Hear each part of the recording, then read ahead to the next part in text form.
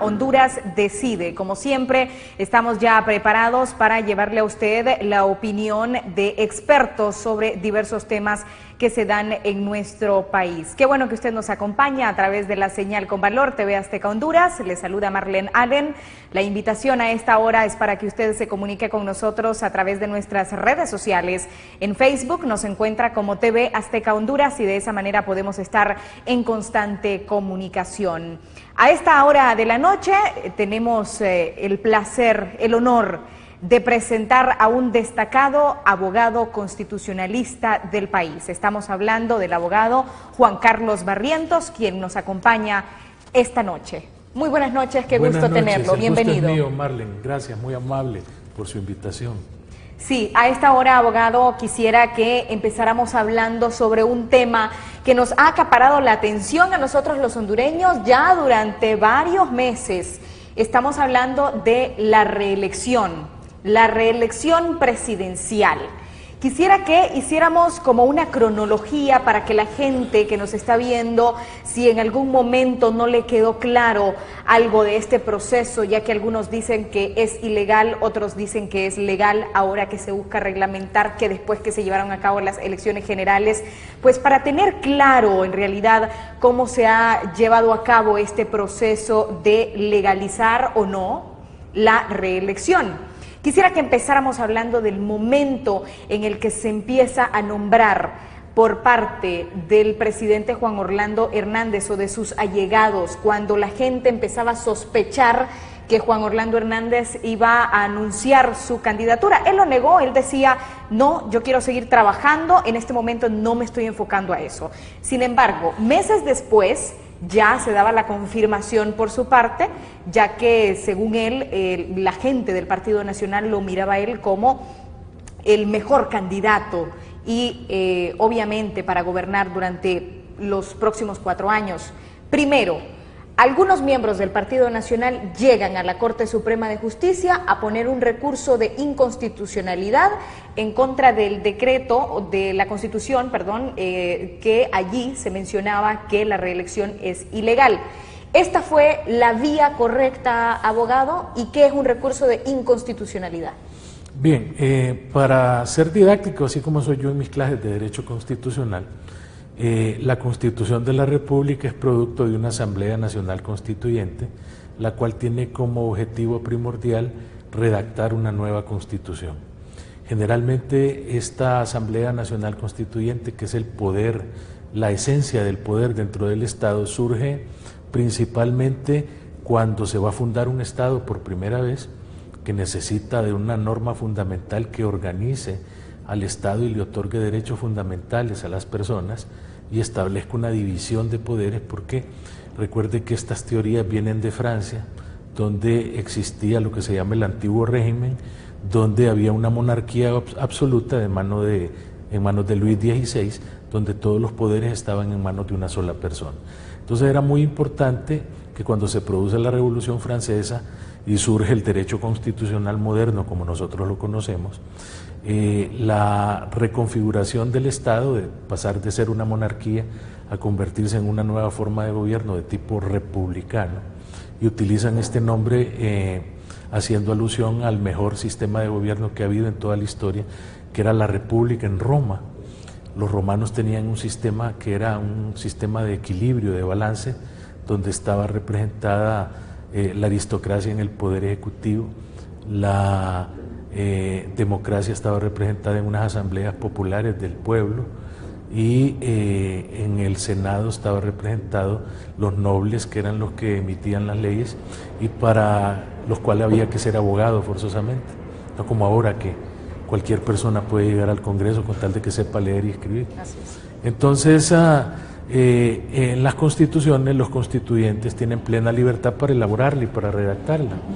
Y se ha estilado, que eso no solo es en Honduras, sino que en varios países donde yo le puedo mencionar, por ejemplo, en Alemania, que es la potencia más desarrollada que hay en Europa, en Francia, en Italia, existe en México, en El Salvador, existen por parte de los constituyentes que redactan la Constitución artículos que nosotros le llamamos artículos pétreos, que son aquellos artículos que no se pueden reformar que no existe un mecanismo para que el Congreso Nacional los pueda reformar y que estos artículos solo pueden ser reformados por una Asamblea Nacional Constituyente. Estos artículos irreformables están en la actual Constitución de Honduras y la Constitución dice que usted no puede reformar nada que tenga que ver con el tema del territorio, la forma de gobierno, el procedimiento para reformar la Constitución. Y aquí viene lo importante, lo que le interesa a los políticos. Usted no puede reformar el tema de la reelección. Es decir, el tema de la reelección está prohibido en la Constitución. Entonces, cuando un grupo de diputados presenta un recurso de inconstitucionalidad, ¿qué es esto?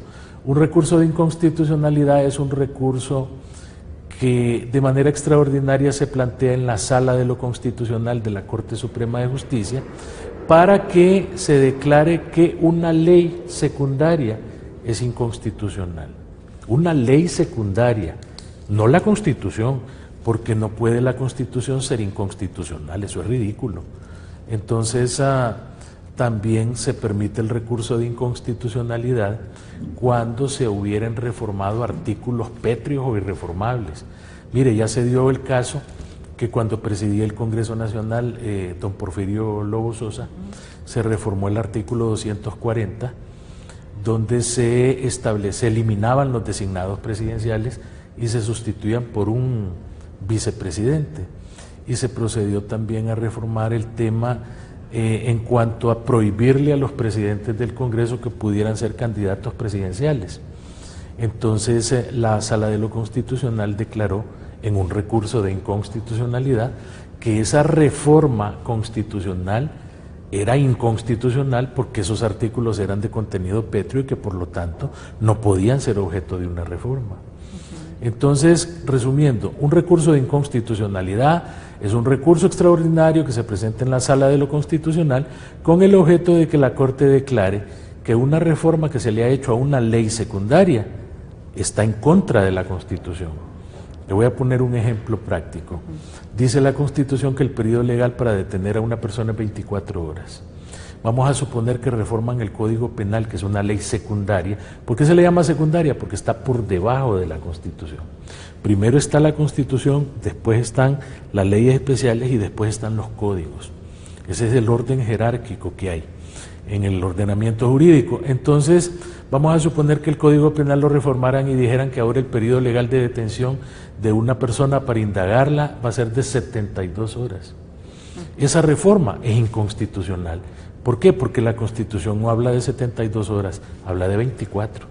Entonces usted presenta un recurso en la sala para que esa reforma al Código Penal la declaren contraria a la Constitución. Y al declararla contraria a la Constitución, esa reforma desaparece, es expulsada del ordenamiento jurídico porque contraría el espíritu de la Constitución.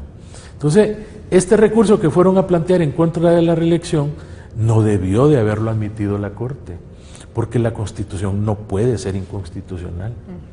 Este recurso de entrada debió de haber sido desechado. Sin embargo, el recurso también planteaba de que debía de declararse inconstitucional el Código Penal en un artículo que le establecía a usted pena de cárcel en caso de que usted hablara sobre el tema de la reelección. Me parece que en ese caso sí era procedente que admitieran el recurso, porque en la Constitución existe un principio constitucional que es la libertad de expresión. Eso significa que yo puedo hablar y expresar mis ideas y decir lo que yo pienso, y a mí no me pueden penalizar por ello, a menos que yo esté injuriando a una persona o la esté calumniando o la esté difamando, que yo esté diciendo, por ejemplo, que Marlene Allen es ladrona o que Marlene Allen ha violado a una persona. En ese caso particular, si yo no presento las pruebas del caso, aquí no puede mencionarse que estoy haciendo uso de mi libertad de expresión porque estoy dañando su integridad personal, su imagen, estoy dañando su intimidad personal y familiar, y con ello, si lo hago de esta manera, estoy cometiendo delitos. Pero de otra manera, hablar de la reelección no puede ser penalizado. Esa me parece que era una aberración del Código Penal. Sin embargo, la Sala de lo Constitucional hizo lo que se conoce con el nombre de una extrapetita. Una extrapetita en derecho, Marlen y amigos televidentes, es cuando usted pide algo, pero el que le va a dar le da más de lo que usted pidió. Algo así como que yo vengo aquí a una entrevista que dura aproximadamente 1 hora y resulta que termino 2 horas aquí en la entrevista. Entonces, ¿por qué se extralimitó la Corte? Pues porque, aparte de que admitieron el recurso, terminan no reformando la Constitución, porque ellos mismos en la sentencia dicen que reconocen que esa sentencia, en esa sentencia, que ellos no tienen facultades para reformar la Constitución. Ellos lo dicen. Y que como reconocen que no tienen facultades para reformar la Constitución, porque eso solo lo puede hacer el Congreso Nacional o una Asamblea Constituyente en el caso de los artículos pétreos, que declaran inaplicables 3 artículos de la Constitución, que son los que precisamente prohíben el tema de la reelección. Entonces, otra ilegalidad más, porque la Sala de lo Constitucional no puede declarar inaplicables artículos de la Constitución. Ellos pueden declarar inaplicables artículos, pero de las leyes secundarias, cuando violentan la Constitución. Y esto solamente se puede hacer a través de otro mecanismo, que es el recurso de amparo. Pero en un recurso de inconstitucionalidad no cabe eso. Esa figura es aberrante, es inexistente. Y los artículos que declaran inaplicables son aquellos en los cuales precisamente se prohíbe la reelección. Entonces, con esta sentencia, que es nula, a mi criterio como abogado constitucionalista, esa sentencia es nula, porque ni el Congreso tiene facultades de reformar artículos pétreos, mucho menos una Sala de lo Constitucional compuesta por 5 personas que ni tan siquiera pasaron por el escrutinio del voto popular, y resulta que estos vienen a usurpar las funciones de una Asamblea Nacional Constituyente. Y el artículo 321 de la Constitución señala que los funcionarios públicos únicamente tienen aquellas facultades que expresamente les señala la ley. Cualquier acto que realicen en contra de estas facultades es nulo e implica responsabilidad legal. De tal suerte que un magistrado de la Sala de lo Constitucional es un funcionario público. Y si ellos realizan actos que no están contemplados dentro de la ley, el acto que emiten es nulo e implica responsabilidad. Lo que pasa, Marlen, se preguntará a la gente, bueno, y entonces, ¿por qué esa sentencia permitió que Juan Orlando Hernández se pudiera inscribir? Sí. Bueno, porque es que en derecho no basta con decir que algo es nulo, sino que tiene que ser declarado por un tribunal. Y lógicamente, si la Sala de lo Constitucional emitió esa barbaridad, pues tiene que venir a la misma Corte Suprema de Justicia a decir, eso no es correcto, eso no es así, eso es ilegal. Desafortunadamente, el sistema de balance de poderes aquí en Honduras en este momento no está funcionando de la manera que debería de funcionar, porque cualquier ciudadano, fíjese bien, cualquier ciudadano pudo haber interpuesto, si se consideraba violentado de manera personal, directa y legítima con esa sentencia, pudo haber presentado otro recurso a la Sala o a la Corte Suprema, y la Corte Suprema, basado en esto que yo le estoy mencionando, y que está en la ley, está en la Constitución, y que lo enseñaron en la Facultad de Derecho los maestros de mis maestros, porque esto no es que apareció hace 5 años, estas son cosas, Marlen, que tienen más de 100 años de existir. Desde la primera Constitución de Honduras en 1825 ya se plantean prohibiciones de reforma en la Constitución, y abogados connotados que han dado la clase en la Facultad de Derecho de la Universidad Nacional Autónoma de Honduras han sostenido precisamente estos criterios, y es lamentable que ahora, por cuestiones de tipo político, cambien radicalmente apañando este tipo de cosas. Pero bueno, al fin y al cabo, la sentencia nunca fue declarada como nula, y nos guste o no nos guste, a mí no me gusta esa sentencia, yo no la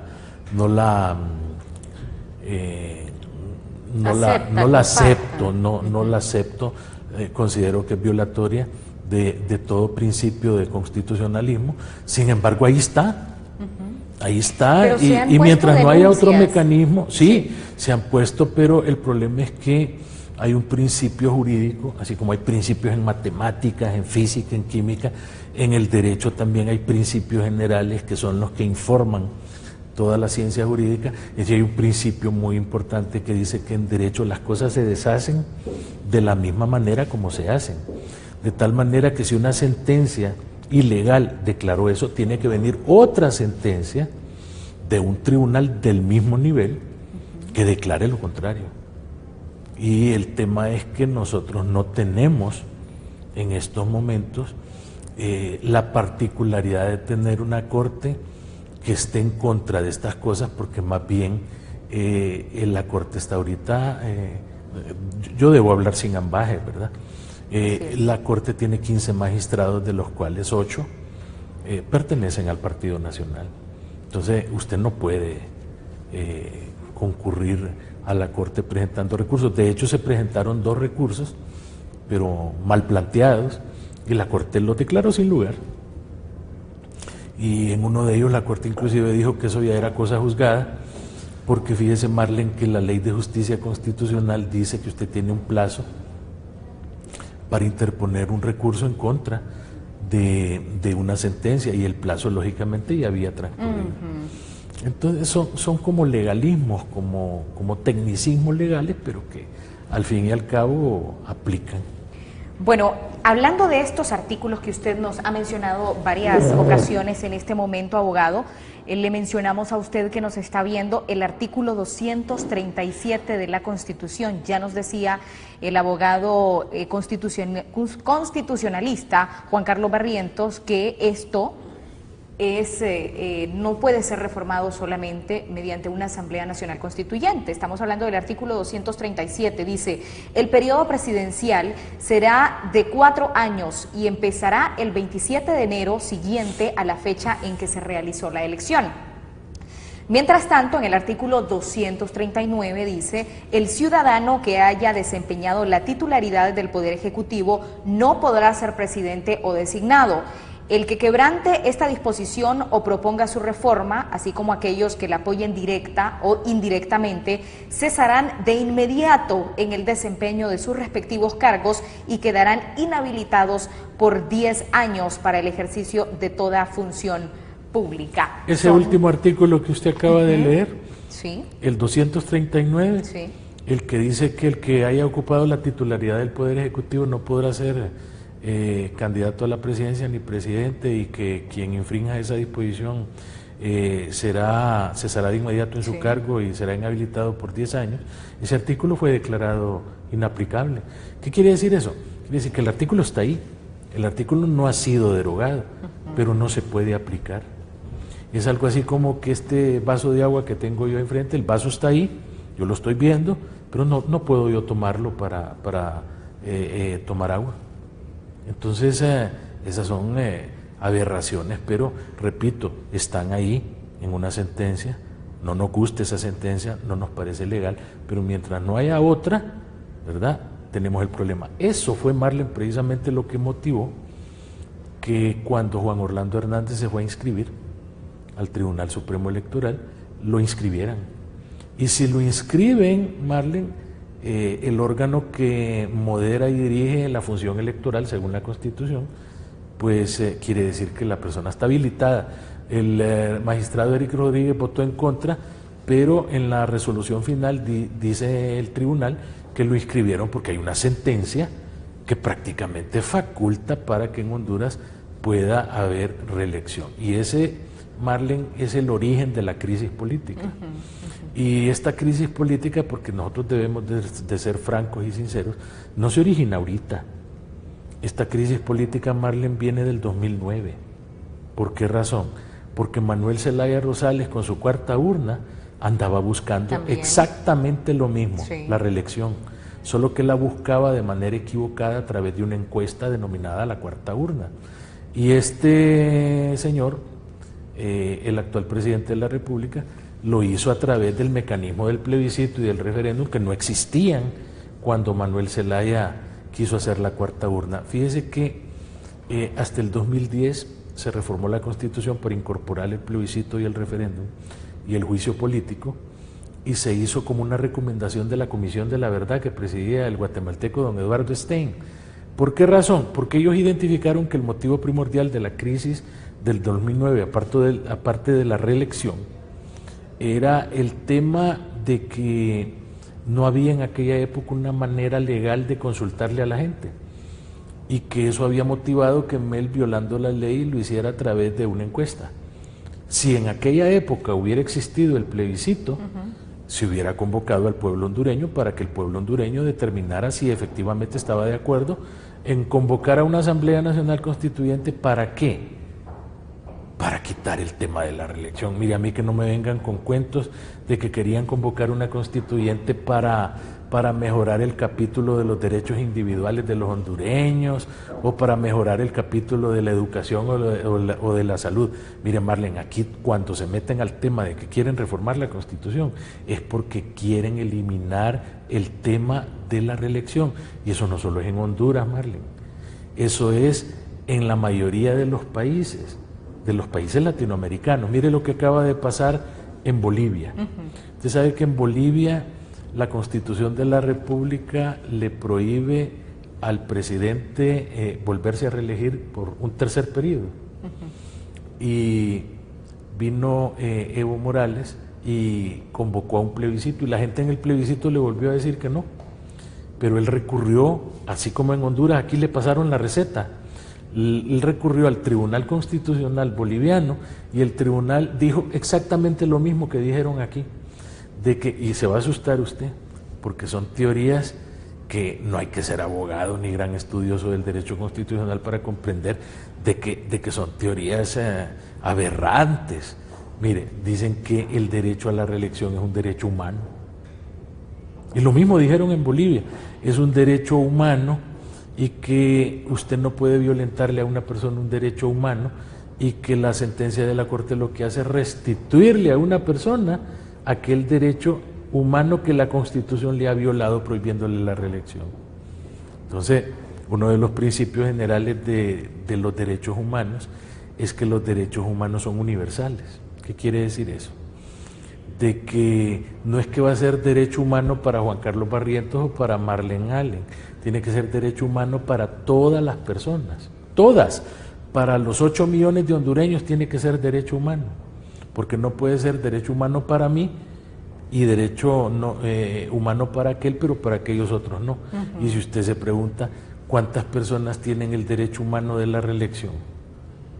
Roberto Suazo Córdoba, de ahí Carlos Roberto Flores, Bacusé, Ricardo Maduro, Manuel Zelaya, Porfirio Lobo, Rafael Leonardo Callejas y Juan Orlando, 7 personas. Sí, cierto.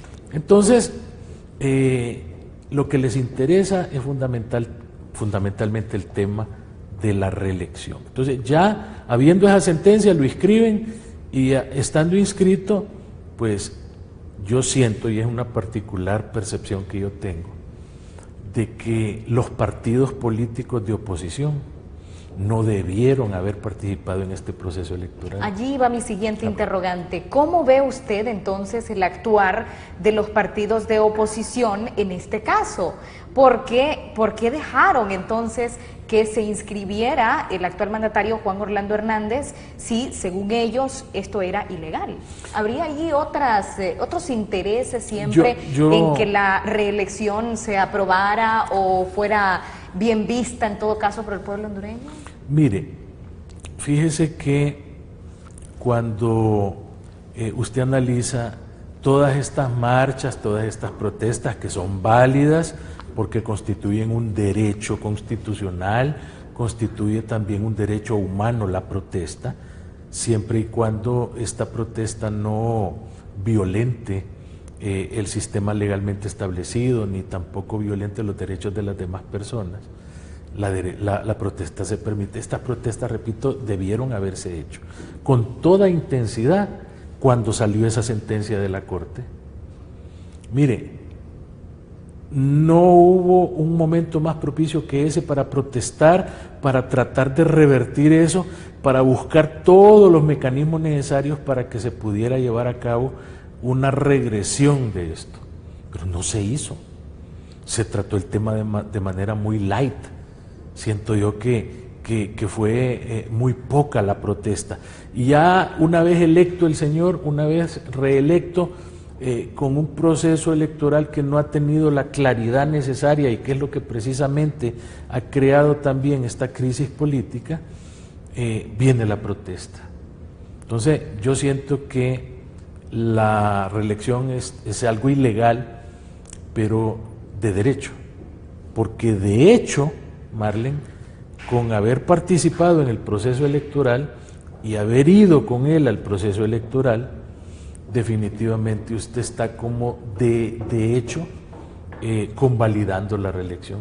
Entonces, si ya eso está convalidado de hecho, repito, de hecho, porque de derecho eso es ilegal, entonces usted tiene una disyuntiva, porque esto está prohibido según la norma del derecho constitucional, pero según el hecho, que una cosa es lo que dice el derecho y otra cosa es lo que dice el hecho, la reelección prácticamente ha sido convalidada. Entonces, aquí lo que nos toca es buscar el mecanismo de que lo que ya pasó y que es ilegal, lo recompongamos, ya que no lo pudimos hacer en su momento. Sí. Hacerlo ahora y recomponerlo de tal manera de que volvamos legal lo que ya ocurrió, a pesar de que sabemos de que es ilegal, porque no podemos seguir manteniendo esto, porque es seguir convalidando cosas que todavía en la Constitución están siendo prohibidas.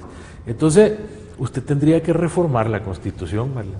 Reformarla y eliminar todos esos artículos que la Corte dejó inaplicados y de paso aprovechar para hacer cambios más profundos dentro de lo que es el sistema electoral, porque aquí tenemos que cambiar urgentemente el sistema electoral, tenemos que volverlo más transparente para que no vuelva a pasar lo que pasó en noviembre del año pasado, y tenemos fundamentalmente que crear condiciones que permitan que los partidos políticos vuelvan al proceso electoral, pero esta vez ya bajo la premisa de que ese proceso va a estar claro, va a estar transparente y que no vamos a tener ese montón de vicios que han existido en los procesos electorales. Eso es lo que yo creo que debe de pasar. Ahora bien, ¿cómo va usted, como le decía al inicio del programa, a reformar la Constitución? Bueno, el mecanismo es que usted tiene que celebrar o llevar a cabo un plebiscito. Deben de dejar de tenerle miedo. Fíjese que aquí en Honduras nunca ha habido un plebiscito.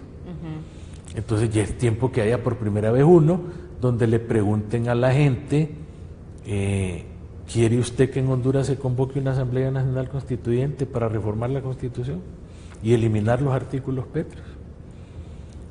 Entonces, si la gente le dice en un 51% que sí, después vendría la convocatoria, porque quiere un proceso electoral. Que es que cuesta mucho dinero, que en el proceso anterior gastamos 1,000 y pico de millones. Si es que mire, la democracia no tiene precio. Si aquí se gasta montones de dinero en tonteras, porque no va a invertir usted en darle seguridad jurídica al pueblo hondureño, en recomponer el Estado de Derecho. Mire, decía Cicerón, que uno de los más grandes abogados que ha habido en Roma, que la grandeza y la prosperidad de los estados está en la seguridad jurídica, porque si usted sabe que usted tiene seguridad, que la ley la va a proteger en sus bienes y en su persona, usted perfectamente entonces tiene mejor calidad de vida. Pero si usted vive en un estado donde usted no sabe qué es lo que le va a pasar, usted no sabe si un juez va a venir y va a fallar en contra suya, prevaricando a sabiendas de que lo que está haciendo es ilegal, donde va a venir un fulano y la va a matar, o la va a dañar, o la va a estafar, o el Estado no le va a proteger a usted su casa o su vehículo. Usted vive en una incertidumbre que la coloca en una situación donde usted no quiere ni tan siquiera invertir. ¿Quién va a invertir en un lugar donde no hay seguridad?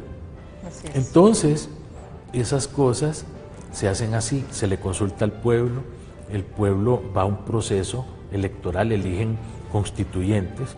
Inclusive se puede hacer previo una reforma a la Constitución para que se pueda, reglas de cómo convocar a la constituyente, porque decía la vez pasada una buena amiga, la abogada Ana Pineda, que fue ministra de Derechos Humanos, decía en otro foro en el que estábamos, que dentro de las reformas legales que se pueden hacer está de que se reúnan todos los gremios, el gremio de los periodistas, de los abogados, economistas, obreros, campesinos, empresarios, y que cada uno de ellos en asambleas, pero bien organizadas, bien dirigidas, elijan, por decirle algo, dentro del colegio de periodistas, elijan a las 2 personas más idóneas que pudieran participar en una asamblea constituyente.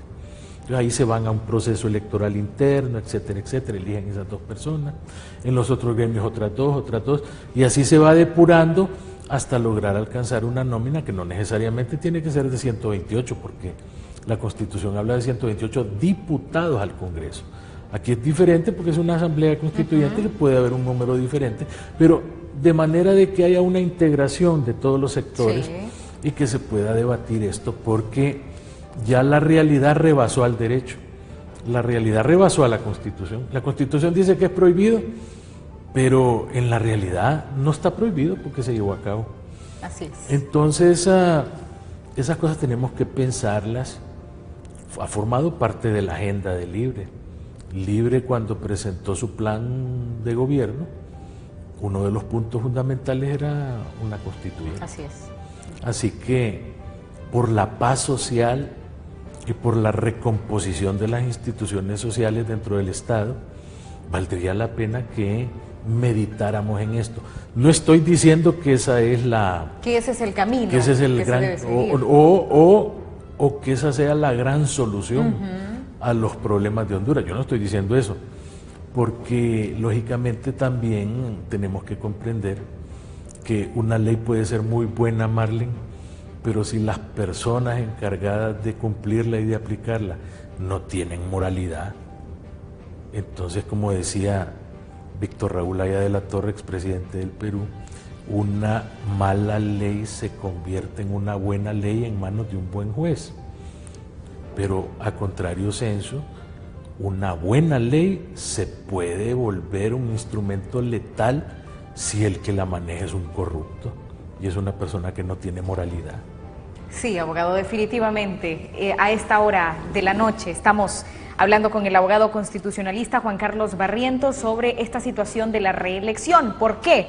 Porque este día el mandatario de la República, o hace unas horas, se pronunció a través de su cuenta de Twitter, donde mencionaba la reglamentación de la reelección. Vamos a hacer una breve pausa comercial. Al regresar, vamos a continuar hablando con el destacado abogado constitucionalista Juan Carlos Barrientos sobre esta situación y si sería viable o no reglamentar entonces la Constitución por un periodo más, como lo había solicitado el mandatario Juan Orlando Hernández. No nos cambie, estamos a través de la señal Con Valor, TV Azteca Honduras.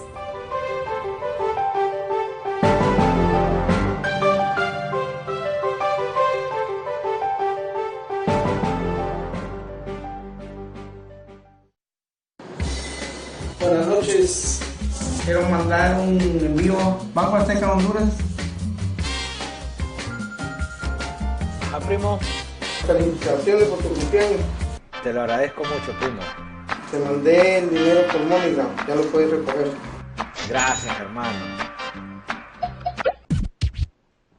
¿No tenés dónde reclamar tus remesas? Un domingo por la noche, acompáñame. Recuerda reclamar tus remesas de MoneyGram en Banco Azteca, incluso en las agencias ubicadas dentro de tiendas Electra a nivel nacional, de 8 a 8, los 365 días del año.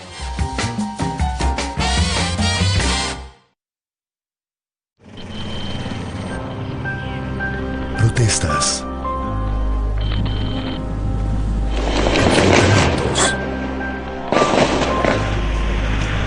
Saqueos,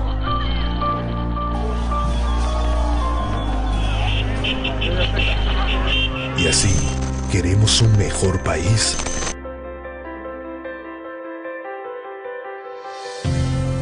Honduras es magia. Es color. Honduras es sabor. Es belleza. Honduras es paz. Todo eso forma cada una de nuestras 5 estrellas. Nuestros hijos. Nuestros paisajes. Porque la única forma de ser mejores es estando unidos, sin diferencia de colores, de creencias, de razas. Todo esto es Honduras. ¿Y tú eres parte de ella? TV Azteca Honduras. Vivir en paz es mejor.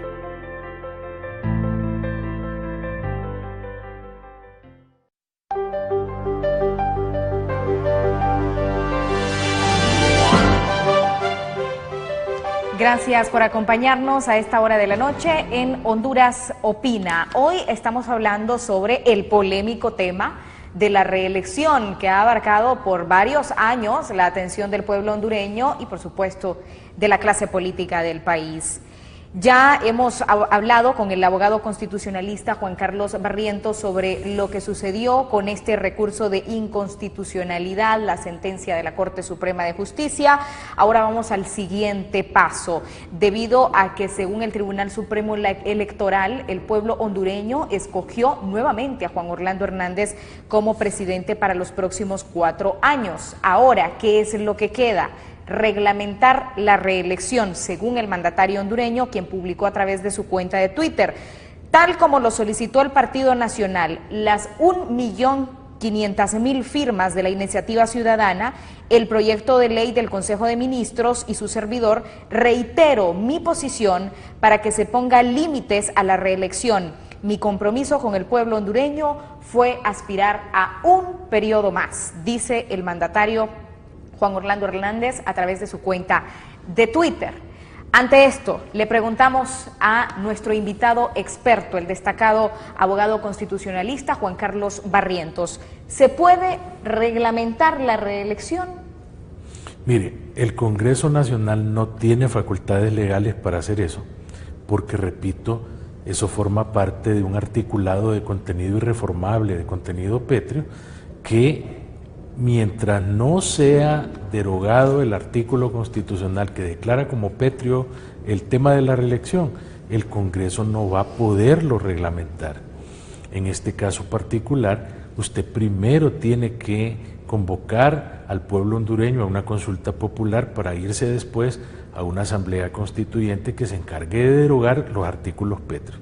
Una vez derogados, entonces usted tiene que reformular la Constitución y adecuarla a los diferentes aspectos que se vienen discutiendo como crisis. Uno de ellos podría ser precisamente el tema de dejar habilitado el tema de la reelección, poner inclusive, que sería lo ideal en caso de que se aprobara, que creo yo que sería factible, que la reelección fuera alterna, Marlene, es decir, que no fuera continua, como existe por ejemplo en Costa Rica, o como existe en Colombia y en varios países del mundo, donde los presidentes se pueden reelegir, pero después de un periodo, o en el caso colombiano que se pueden reelegir después de 2 periodos.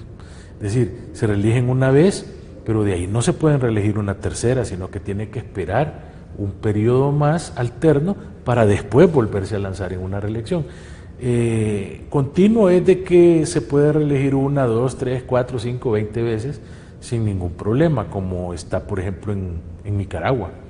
En Nicaragua el Tribunal Constitucional declaró abierta la reelección continua y ahí a Ortega ya lleva no sé si 2 o 3 y yo creo que va por más. ¿Por qué? Porque es que el poder es adictivo, Marlene. El poder usted una vez que lo alcanza, usted no se quiere quitar, no quiere bajar de ahí. Y es válido si los pueblos siguen votando por la persona, ¿verdad? No hay ningún problema. Sin embargo, yo siento que el tema de la reglamentación debería de ser más bien objeto no de parte del Congreso Nacional, como lo pide el presidente o la bancada del Partido Nacional o el decreto del Consejo de Ministros, sino que esto debe ser objeto de una regulación más profunda y que tiene que irse al origen del mismo sistema constitucional, que es a través de una asamblea o a través de un plebiscito, porque el plebiscito es una especie de llegar a la esencia del poder soberano del pueblo, porque es al pueblo de manera directa que usted le está haciendo la consulta. Entonces también se puede hacer vía referéndum, donde usted aprueba una reglamentación, pero esa reglamentación, una vez que la aprueba en el Congreso, la tiene que someter al pueblo para que el pueblo vaya en una boleta especial y diga si la ratifica o si lejos de eso la va a improbar. Entonces, bajo esos mecanismos sí se podría reglamentar. Sin embargo, hay una situación que no debemos de dejar pasar desapercibida, y es la siguiente. El argumento principal de la sentencia que habilita la reelección dice que se considera que la reelección es un derecho humano, como habíamos dicho anteriormente, porque se está violentando un derecho político constitucional que no solamente está en la Constitución de Honduras, sino que está en el Tratado Interamericano de Derechos Humanos, que ahorita está de moda por el tema ese de la Declaración de Derechos Patrimoniales de la gente gay. Sí, sí. Que aquí lo han confundido con matrimonio y un montón de cosas que no tienen nada que ver. Eso es otra cosa, lo que ha hecho la Corte, que tal vez no da tiempo de que hablemos un poquito de eso. Sí, ok. En este caso puntual, la Constitución de Honduras y el Tratado Interamericano dicen que el derecho de elegir y ser electo es un derecho humano, y que si yo le prohíbo a usted que se reelija, le estoy coartando el derecho a elegir y ser electo.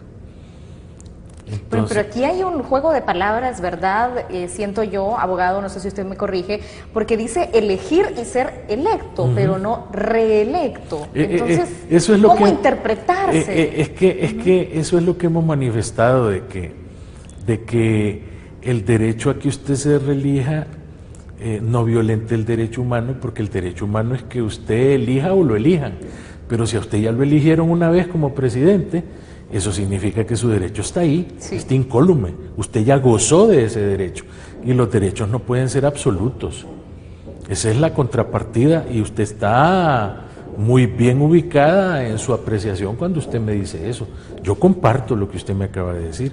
Sin embargo, en la Corte le dieron la interpretación que no es la correcta y la adecuada, y creen que elegir y ser electo es un derecho absoluto donde a usted no se le puede poner ningún límite. Y yo decía en una oportunidad, de manera sarcástica, que si el derecho a elegir y ser electo es un derecho absoluto, entonces de repente los reos que están en el pozo van a poder participar en elecciones en Honduras, porque usted no les puede violentar el derecho de elegir y ser electo. Es que estamos presos, no importa.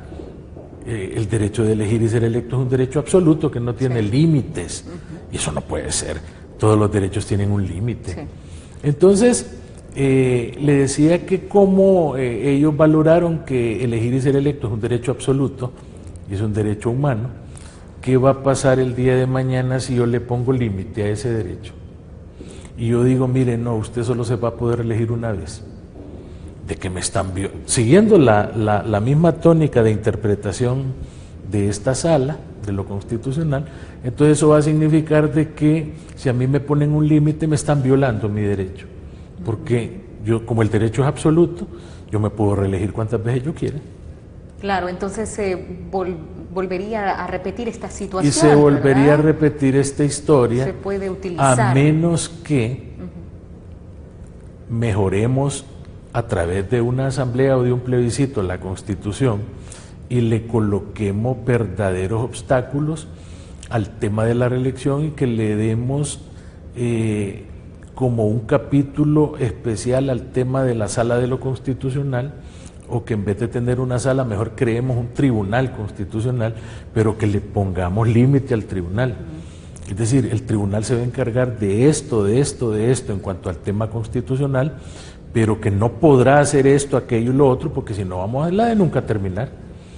Porque va a pasar el día de mañana que va a venir otro grupo de ciudadanos o de diputados a presentar otro recurso de inconstitucionalidad, y si las cosas se están manejando de manera política, van a volver a fallar otra vez de manera política en cuanto al tema, y esto nos va a ver ubicados en otra crisis política.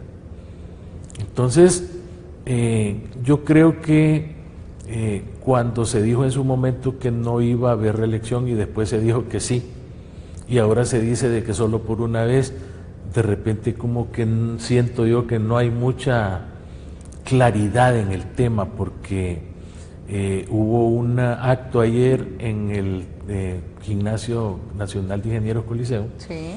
y ahí como que no quedó clara la situación, porque en determinado momento se dijo de que había que mantenerse unido para volver a ganar otra vez en el 2022. Sí.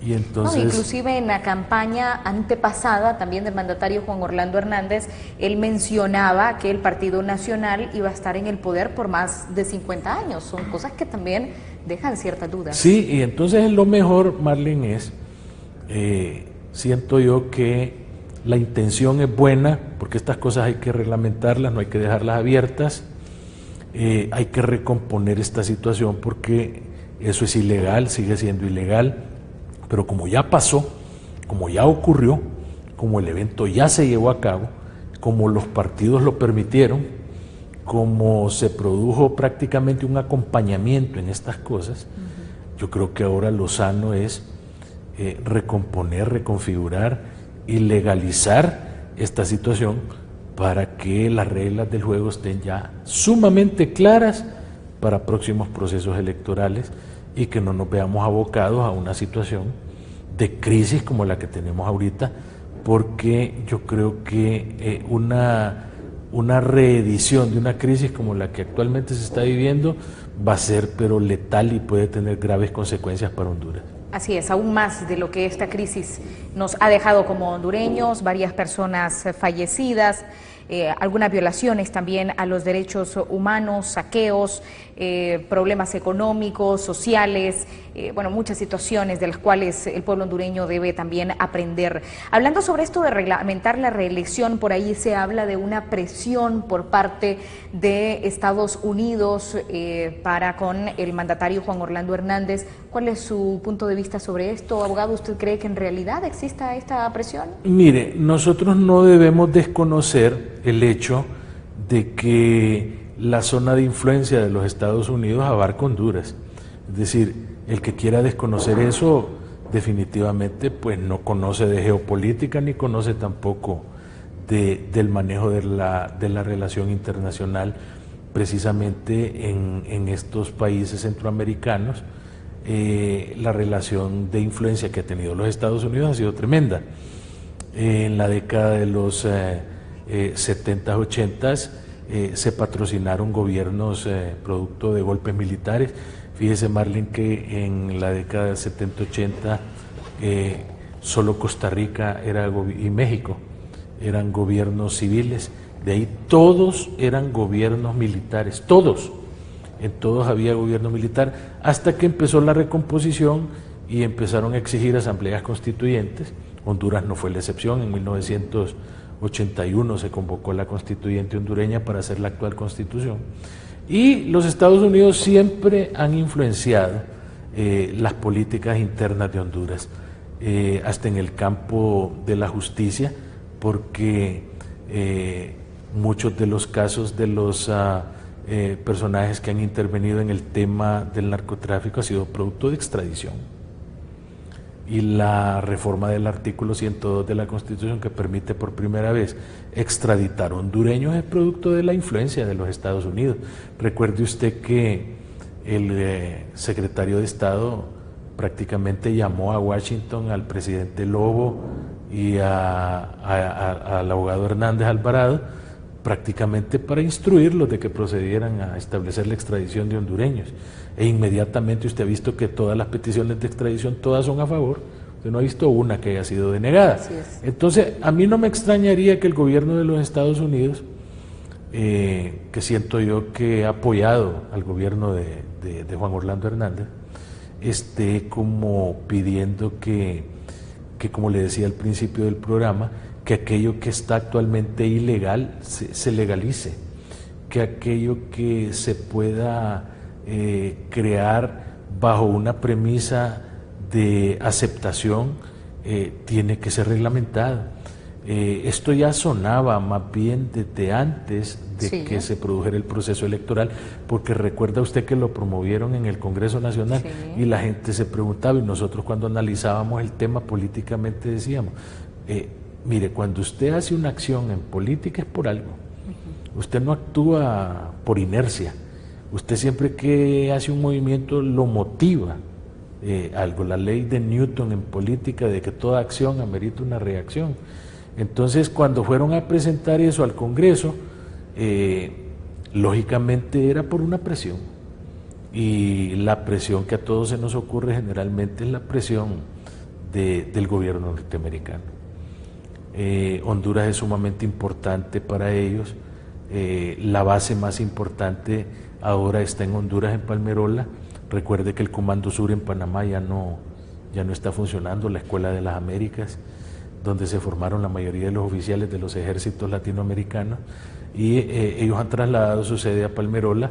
Palmerola está muy cerca de Puerto Rico, está muy cerca de la base de Guantánamo en Cuba, y eso permite pues que el interés que los norteamericanos tienen en Honduras es un interés legítimo y un interés válido, y yo siento que, como le decía, estas cosas hay que recomponerlas, estas cosas hay que arreglarlas. Lo ilegal hay que legalizarlo, pero fundamentalmente, Marlene, debemos de consultarle al pueblo hondureño, no hay que tenerle miedo a la consulta popular. Al pueblo hondureño hay que preguntarle y decirle, usted está de acuerdo en esto, usted está de acuerdo en esto otro, para que las cosas se hagan de manera legal y no por la puerta de atrás, por el camino de tierra, yéndose al subterfugio o utilizando triquiñuelas legales para aprobar cosas que tienen alta incidencia y que si no se hacen así provocan y generan crisis. Abogado, hablando siempre de este interés a nivel internacional, ¿cómo ve usted la recomendación que ha hecho la Organización de los Estados Americanos hacia nuestro país, que se solicitaba que se llevaran a cabo las elecciones generales nuevamente? ¿Usted cree que esto ya perdió validez, ya perdió fuerza, o podría estar todavía la posibilidad? No, mire, eso ya perdió fuerza, ya perdió validez. Recuerde usted que esa era una sugerencia de carácter altamente informal. En el campo diplomático las cosas no se hacen de esa manera, se hacen a través de comunicaciones escritas, donde se lleva a cabo todo un protocolo, todo un procedimiento. Y recuerde que el secretario general no es la OEA. La OEA es la Asamblea General de los países miembros, y los países miembros ni tan siquiera fueron consultados, ni la Comisión Permanente de la OEA tampoco fue consultada. Este fue, como siento yo, un exabrupto diplomático de parte de el señor Almagro, y me parece que esa recomendación, lejos de venir a tranquilizar, más bien generó más crisis. Pero mire usted cómo las cosas cambian, porque es terrible que la gente diga una cosa y que después diga otra. Es decir, aquí hemos estado últimamente acostumbrados a personajes políticos, y en el caso de Almagro lo ubicamos en este contexto, que un día dicen una cosa, al día siguiente cambian de opinión y dicen otra, y después dicen otra, y eso le resta seriedad. ¿Por qué le digo esto? Porque en el informe final que rindió la OEA sobre el tema del proceso electoral, ya no va la recomendación de que hay que repetir las elecciones, y el propio Manuel Zelaya Rosales en un tuit se quejó de que en la OEA no había seriedad, porque primero recomendaban repetir las elecciones y después en el informe final se cuidan muy bien de no volver a hacer esa petición, a tocar ese tema. Sí. Entonces yo siento que en este tema puntual le faltó profesionalismo, inclusive a la misma misión observadora, porque si usted la compara con la misión observadora electoral de la Unión Europea, usted va a ver el profesionalismo de esa gente. Cuando le preguntaron a la señora Montes, Marisa Montes, que era la jefe de la misión, que si ella consideraba de que aquí en Honduras las cosas debían de hacerse de esta o de aquella manera, la señora dijo, mire, aquí venimos a observar el proceso, a verificar las denuncias que hay del proceso, pero yo no les puedo decir lo que tienen que hacer o lo que no tienen que hacer, porque eso es propio y privativo del gobierno hondureño. Así es, abogado. Entonces, me parece a mí que la OEA quedó muy mal en este tema. Esto provoca que la gente, por ejemplo, empiece a hacer comparaciones cuando estaba, ¿se acuerda usted el secretario Insulza?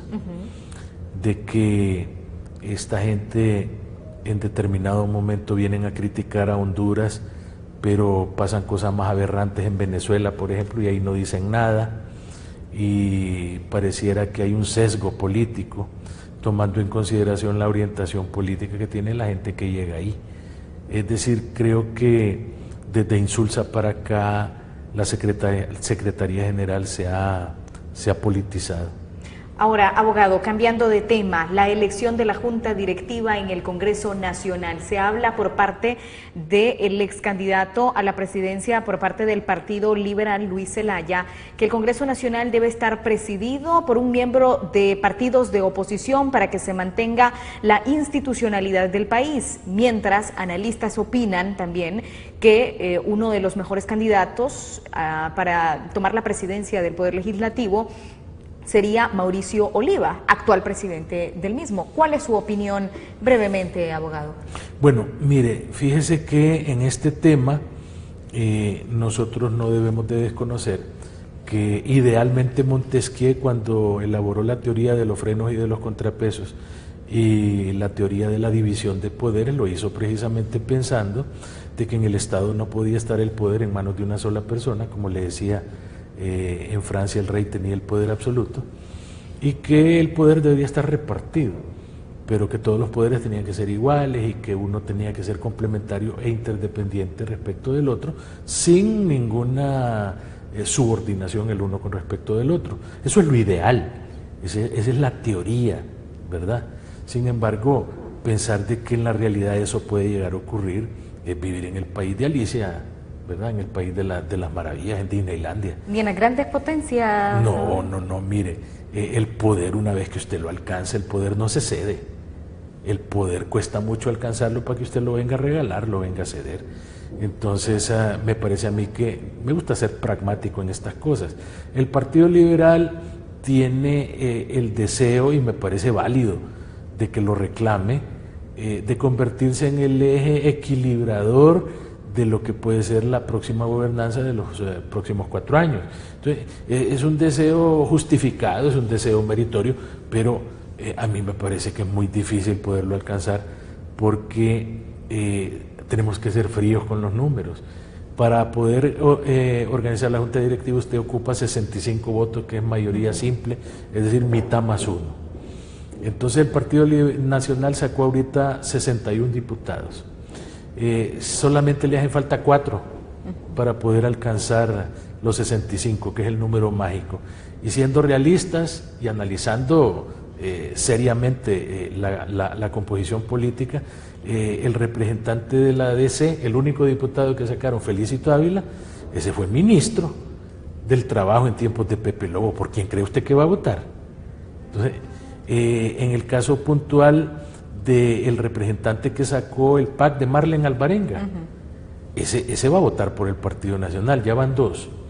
El doctor Mario Noé Villafranca ha dejado entrever de que si le ayudan a construir un hospital oncológico para la gente pobre, también va a votar, ya van 3. Y el otro voto puede salir de los 4 que tiene el Partido de Alianza Patriótica del general Romeo Vázquez Velázquez. Entonces, yo siento que, parafraseando a Doris Gutiérrez, ese tema de que el Partido Liberal o la oposición reclamen la presidencia del Congreso está como en los cuernos de la luna, ¿no? Yo siento que es más fácil que la selección de Honduras clasifique en el próximo Mundial y que después de clasificar vaya a la final de la Copa del Mundo que se lleve a cabo. Muy difícil entonces, difícil, abogado. Es que me gusta ser práctico, como le digo.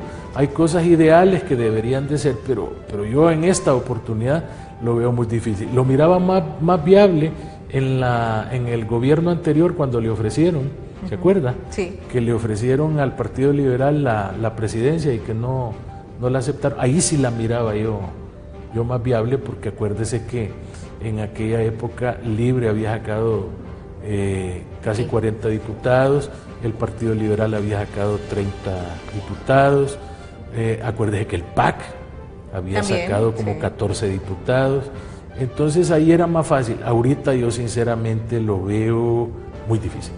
Muchísimas gracias, abogado, por habernos acompañado a Honduras Opina. Es un gusto haber compartido con usted durante esta hora.